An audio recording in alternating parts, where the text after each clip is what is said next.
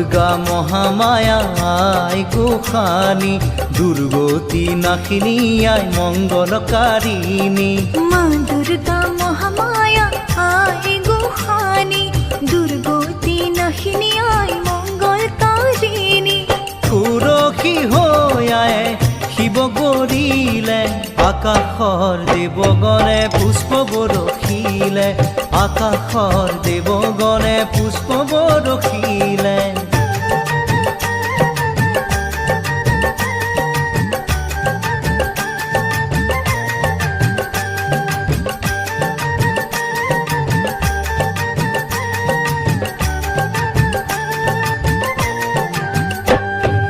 শৰৎকালৰ শুক্লা সন্ধিয়া পৰত, গৌৰী আহি মাতৃগৃহত হ'ল উপস্থিত। লগত আহিল মহালক্ষ্মী মহাসৰস্বতী, আৰু আহিল কাৰ্তিক বাবা গণপতি। শৰৎকালৰ শুক্লা সন্ধিয়া পৰত, গৌৰী আহি মাতৃগৃহত হ'ল উপস্থিত। লগত আহিল মহালক্ষ্মী মহাসৰস্বতী, আৰু আহিল কাৰ্তিক বাবা গণপতি। নিয়ৰ জন্মল আৰু জোনাক জন্মল, দশো দিশে পৰিৱেশ আনন্দতি গল। সুৰসী হৈ আয়ে শিৱ গৰিলে, আকাশৰ দেৱগণে পুষ্প বৰষিলে, আকাশৰ দেৱগণে পুষ্প বৰষিলে।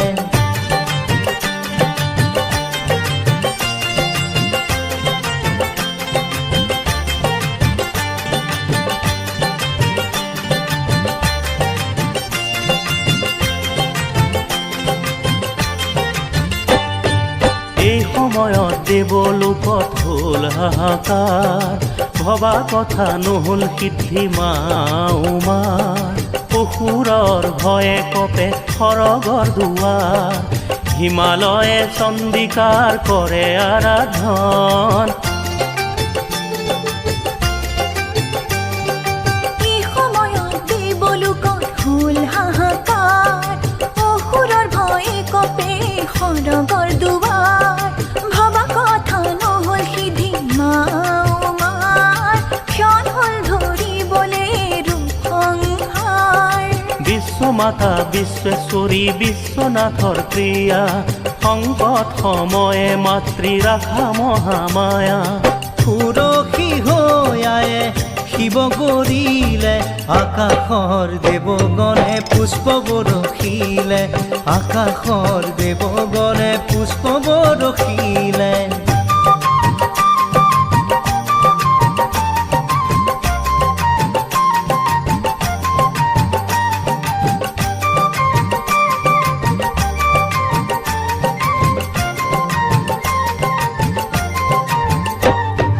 মহিষাসুৰ আছিলে অতি মায়াধাৰী, বাহুবলে শক্তিমান মহাপৰাক্ৰমী।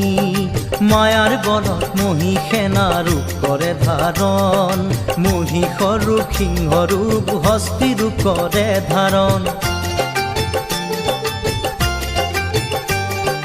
মহিষাসুৰ আছিল অতি মায়াধাৰী, বাহুবলে শক্তিমান মহাপৰাক্ৰমী।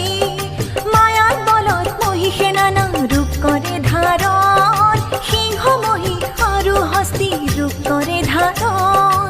সেই শক্তি লৈ মহিষে কৰে অত্যাচাৰ, অতিষ্ঠ হ'ল আকাশৰ সকলো দেৱগণ। সুৰসী হৈ আয়ে শিৱক বৰিলে, আকাশৰ দেৱগণে পুষ্প বৰষিলে, আকাশৰ দেৱগণে পুষ্প বৰষিলে।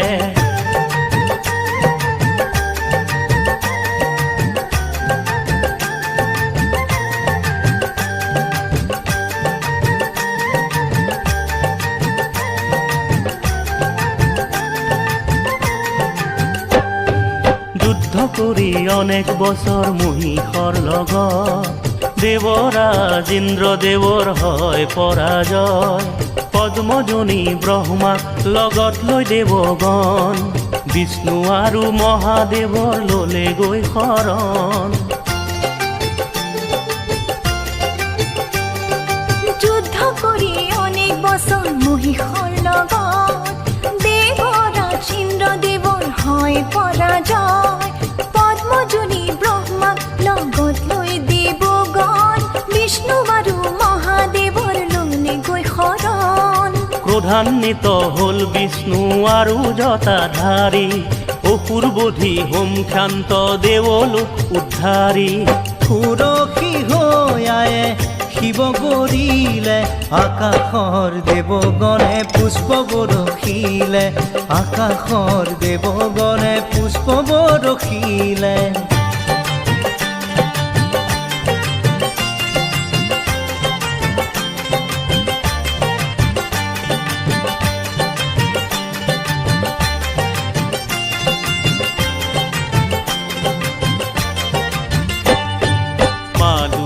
মহামায়া আই গোসানী, দুৰ্গতি নাশিনী আই মঙ্গলকাৰিণী।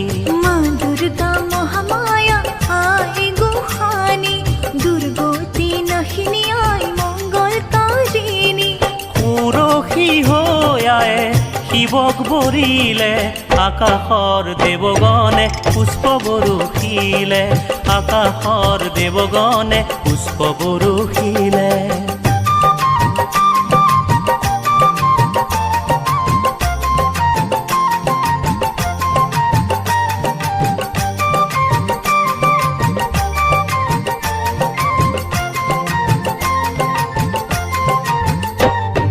সেই মুহূৰ্তে ব্ৰহ্মা বিষ্ণু আৰু মহেশ্বৰৰ মুখৰ পৰা মহাতেজ নিৰ্গত হৈলা। একেদৰে সৰ্বদেৱৰ অনুপম তেজ ৰাখি একত্ৰে মিলিত হৈতে লাগিলা। সেই মুহূৰ্তে ব্ৰহ্মা বিষ্ণু আৰু মহেশ্বৰৰ মুখৰ পৰা মহাতেজ নিৰ্গত হৈলা। একেদৰে সৰ্বদেৱৰ অনুপম তেজ ৰাখি একত্ৰে মিলিত হৈতে লাগিলা। তাৰ পৰাই সৃষ্টি হ'ল জ্যোতিৰ্ময়ী নাৰী, তেওঁৱেই হ'ল মা চণ্ডী মহিষমৰ্দিনী। সুৰক্ষী হৈ আয়ে শিৱক বৰিলে, আকাশৰ দেৱগণে পুষ্প বৰষিলে, আকাশৰ দেৱগণে পুষ্প বৰষিলে।